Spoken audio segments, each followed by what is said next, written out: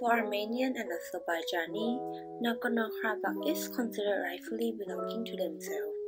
Although the region is internationally recognized to be the Azerbaijani Autonomous Region, the Armenians households are observed to outnumber that of Azerbaijani, which provide enough claim for the Armenian side.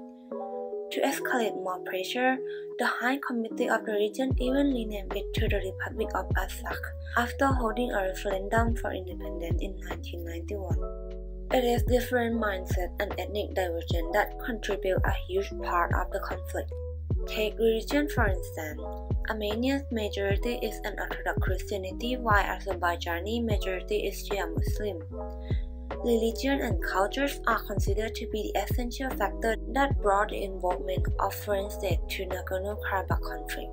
Even though Russia played the role of mediator, it was clear that the Russian Federation had more armed fuel and logistic support in the First Nagorno-Karabakh War in 1988, in which Azerbaijan had arms supply backed up by Turkey. In order to connect all the events that happened together, a clear purpose of the conflict should be realized. However, there was not a sole purpose. The Nagorno-Karabakh long-standing conflicts comprise several factors and facets. It needs to be noted that the history of Nagorno-Karabakh conflicts does not start at the First War. The region has seen many ethnic conflicts for decades. The conflict has become a common occurring theme for the region. The root of this ethnic conflict stemmed from the end of World War I, when the British took over and affirmed the Azerbaijani authority over the region. The Armenian resistance grew into the series of guerrilla warfare that sprung up into this full-scale war after the fall of the Soviet Union, who took control after the Great Britain occupation. There are several factors that contribute to the all-out war as a whole. The region has always been dominated by ethnic Armenians, who consist of 90.8% of the population during 1823, with only 9.2% of Azerbaijani. Nagorno-Karabakh population in 1989 was around 77% Armenians and 22% Azerbaijani, and with small minority of Russian and Kurdish descendants. In 1920, Azerbaijan conducted the Armenian genocide and caused the Armenian population to reduce greatly. Armenia responded to the action during the First Nagorno-Karabakh War by expelling all the Azerbaijani residents. Armenia claimed that Azerbaijan mistreated Armenians inside the region. That was why it needed to be unified with Armenians to stop human rights violation. This is Armenian casus belli for their first offensive in 1888. After the Glasnost Perestroika policy, the world has seen a surge of protests from both Armenian and Azerbaijani. In 1888, thousands of soldiers from both sides lost their lives, thousands missing, including civilians. After the First War, the conflict transitioned into a period of shelling and guerrilla warfare along the borders until early 2020. Baku launched an offensive which started the Second War because Azerbaijanis won retaliation against Armenians for the civilians they had killed and displaced during the First War, and after attack in October for the deadly missile strikes on Ganya and nearby villages. Azerbaijan retaliates by targeting the basic infrastructures in Artsakh to halt economic activities, followed by the October offensive on missile bases and military equipment in the autonomous region despite Artsakh's denial of the attack on Ganya. Cultural linkage to the region was never clear. A cultural linkage claim has always been a subjective matter. On one hand, a source claimed that the region, especially the town of Shusha, has been a center for culture and poetry for Azerbaijan. On the other hand, other source states that the town belonged to Armenians, who built fortresses and was one of the Armenian principalities. The unclear linkage came from the fact that this region, since medieval era, has been a hotspot for occupation ranging from the Arabian Empire, the Persian Empire, and the Ottoman Empire, to the Russian Empire and the British Empire at last. Inhabitants of the region, however, have always been dominated by the Armenians since the first occupation of the region by the Armenian principalities during the 10th centuries. That is why many towns inside the region has been deeply cultural links to Armenia. Azerbaijan, on the other hand, also settled here a bit later in the city of Shusha. They consider the city as sacred. Dela Aliyev, the former leader of Azerbaijan, once says, "Without Shusha, there is no Karabakh, and without Karabakh, there is no Azerbaijan." Shusha has become one of the most important cities culturally and religiously for both Armenia and Azerbaijani.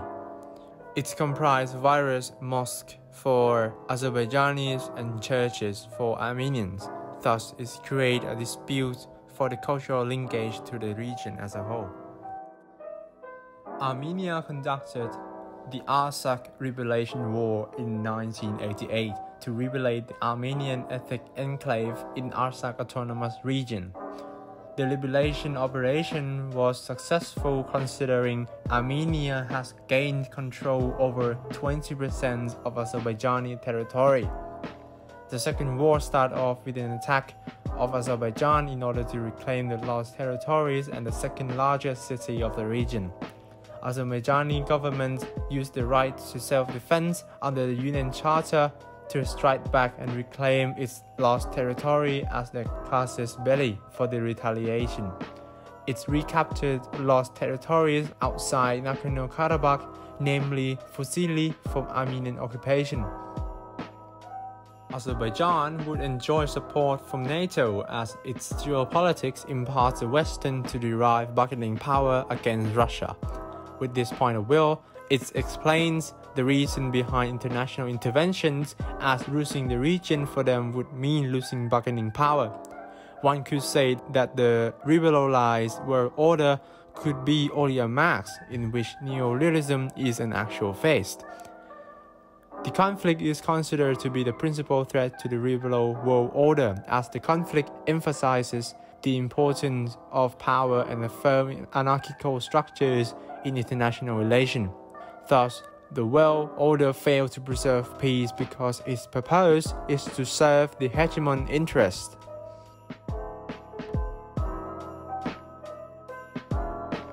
Now we will analyze the effects of the Nagorno-Karabakh conflict.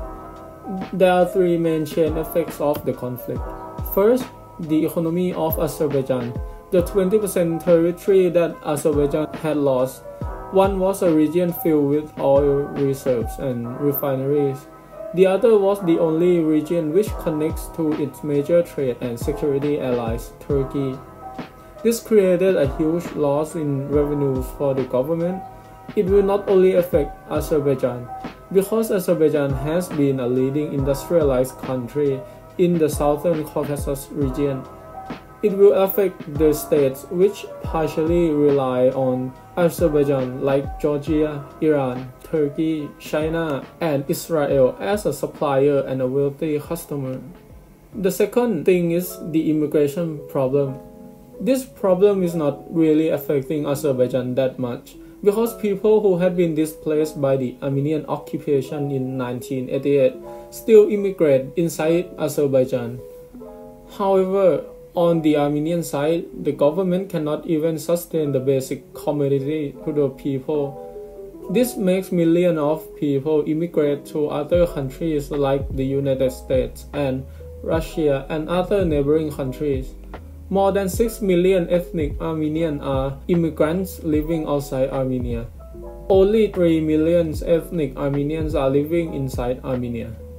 The problem with this immigration is that for the richer countries, most Armenians were unskilled laborers that became a financial burden to the country. Like Russia, It is still struggling to sustain its own people due to the vast territory it has. With more than 500,000 Armenian immigrants, it's surely burdensome. For a smaller economy country like Georgia, more than 100,000 of Armenians are currently taking refuge. This has been a struggle for Georgia since it also has domestic political instability, with more immigration problems added into the mix of various challenges it is facing. The last effect that I'll be talking about is on the aspect of international law. Both sides of the conflict have been accused of committing war crimes and breaking the Geneva Convention. Armenian side has been accused of facilitating the missile attacks of the city of Ganja, in which several children were killed. Azerbaijan, however, was exposed on a viral video clip of its special force mutilating and torturing Armenian civilian bodies. Right now, the allegations have been charged to the ICJ, which made the UN pass several resolutions condemning both sides. Now we'll be talking about the case study analysis of the actors and policies contribution on the Azerbaijan's attack on the Nagorno-Karabakh war in 2020. The first one is the Bishkek Protocol. The Bishkek Protocol is a policy which was implemented by Russia and several regional forces to help cease fire in the conflict of Nagorno-Karabakh. The policy is signed by Azerbaijan, Armenia, Russia, and the Council of the Inter-Parliamentary Assembly of Member States, in which they all agreed on the protocol in 1994. The protocol's main objective includes assisting and withdrawing armed forces in Nagorno-Karabakh, supporting the statement of the Commonwealth of Independent States or the CIS Council to use executive force to cease fire the conflict, and lastly, to continue having peace-making conferences. The protocol has disastrous effects for Azerbaijan, as the policy has driven them out of any attempts to reclaim their reserved areas. In the reaction of the defeat, Azerbaijan has named the area to be invaded rather than being a reserved area. Nonetheless, the protocol progress was not made permanent, and smaller attacks and operations on both sides continue around Nagorno-Karabakh as thousands of soldiers lost their lives, in which it was not called for an official attack by both sides. Now moving on to Turkey.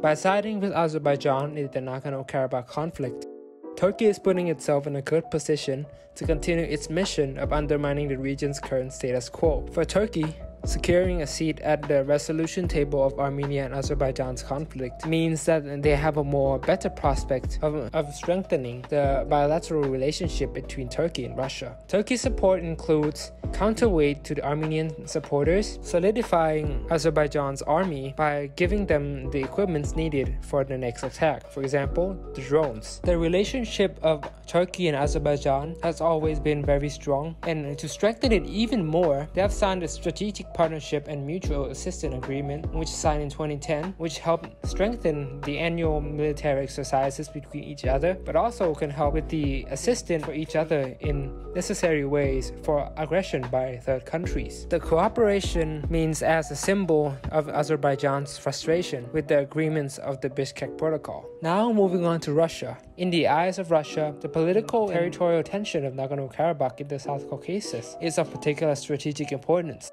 There are three major reasons why Russia considered foreign intervention and chose to help Armenia rather than Azerbaijan. First, Moscow is another counterweight for Armenia since there are many supporters for Azerbaijan in the conflict. By leaning heavily in Armenia's favor, not only maintains the balance of power, but prevented either sides from achieving hegemony, but also served Moscow's dominance and aspiration in the region through Russian-led Euro-Asian projects. Second, for political and economic reasons, both Armenia and Azerbaijan are interested in developing bilateral ties, in which also brings the trilateral development of having a better political and economic stability. Finally, even though Russia has vetoed UNSC's attempt to intervene in the area, Russia's position on Nagorno-Karabakh were in line with what the Western powers has envisioned. The West backed Russia's peacemaking efforts in the region, praising Russia's leadership in the trilateral format, in which has also best benefited the Russian government into interfere the conflict themselves and continue their own agenda. The last actor that is involved with the Nagorno-Karabakh war is NATO.